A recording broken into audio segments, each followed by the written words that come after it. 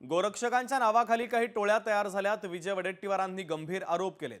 Bogus गोरक्षकांवर बंधनं आणली जातील। वडेट्टीवारांच्या आरोपावर आता अजित पवार यांनी प्रत्युत्तर दिलंय।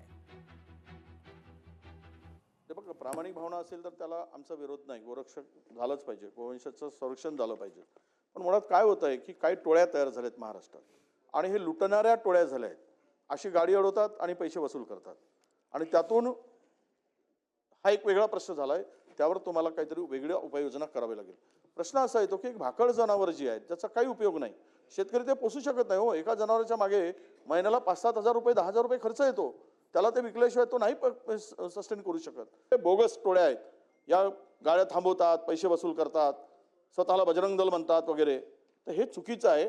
जे ओरिजिनल असतील त्याच्या संदर्भात तो निर्णय ते जर होतील, त्या संदर्भात ते जर प्रामाणिक असेल तर त्याला आमचं संरक्षण आहे। परंतु बोगस जर असतील आणि पैसे वसूल करत असतील, अरे या प्रश्नाच्या उत्तरात आहे, प्रश्नाच्या उत्तरातच आहे, ते पकडले गेलेत बोगस पकडले गेले, ते प्रश्नाच्या उत्तरात आहे। वाचा प्रश्न आपण।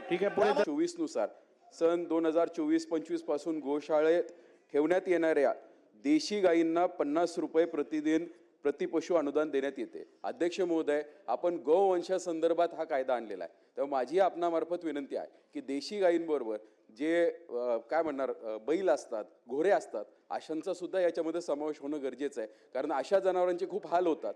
आणि दुसरं एक अडचण अशी होती की ज्यावेळेस ही जनावरं पकडली जातात तस्करीमध्ये, यांना आपण पांजारपोळमध्ये ठेवतो आणि त्या पांजारपोळवाल्यांची ऑलरेडी कॅपॅसिटी ओव्हरफुल झालेली असते। त्यामुळे दुर्दैवाने आम्ही तिथे गोवंश वाचवतोय आणि पांजारपोळमध्ये ते मरण पावतोय, हे दुर्दैवी आहे। याच्यावरती काहीतरी मार्ग काढणं गरजेचं आहे। भावनिक मुद्दा आम्हालाही कळतो, जरूर ह्याच्याबद्दल संरक्षण केलं पाहिजे।